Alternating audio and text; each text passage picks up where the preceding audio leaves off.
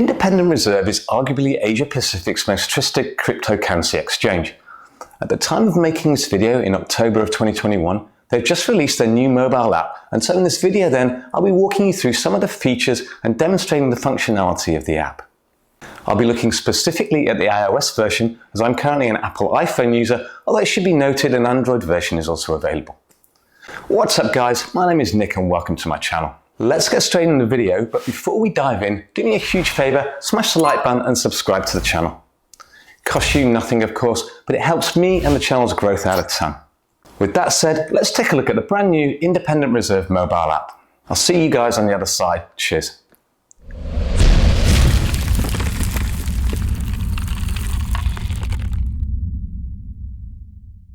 So if we open up the app, note I have Face ID enabled, making the login process quick and easy. The default screen at login is the Markets tab, which shows the current pricing for all the digital assets that are listed on the platform. I'm a Singapore-based user, and so at the time of recording, there are currently 16 cryptocurrencies and tokens listed on the Independent Reserve, with plans to add more going forward, subject to regulatory approval. These can be sorted by performance from best to worst, or you can select the assets you are following more closely and allocate these to a favorites category by tapping the relevant cryptocurrency and selecting the star in the upper right hand corner. This screen also allows the user to jump directly to the trading tab by clicking either the buy or sell buttons at the bottom of the screen, but we'll look at the trading functionality in more detail shortly. The Portfolio tab shows the balances in all crypto and fiat currencies that are currently held by the user on the platform. Note that at this time, I'm not holding any digital assets, but just Singapore fiat and very small residual balance in US dollars.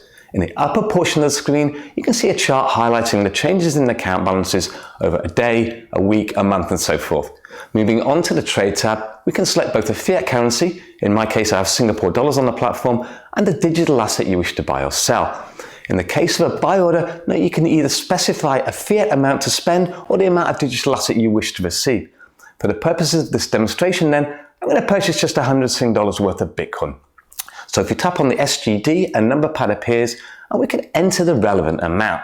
In this case, $100. This will then generate a Bitcoin amount based on the current market price. Click the buy button, place the order, and we're filled. If we now go to the wallet, we can see that the changes in both the balances of Singapore dollars and Bitcoin that are being held within the account.